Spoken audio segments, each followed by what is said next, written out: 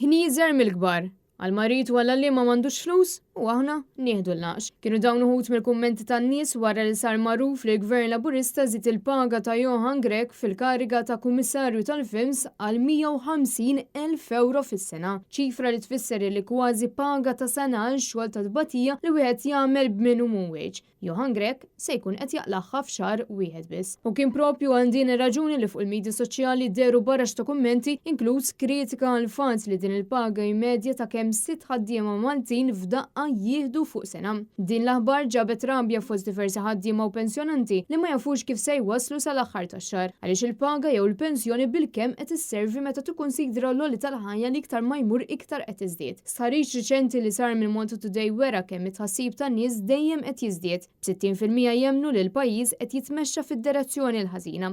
Iżda quddiem ċifri ċari, il-Gvern Laburista u persuni viċin tiegħu qed jibqgħu jaħtfu kemm jifilħu.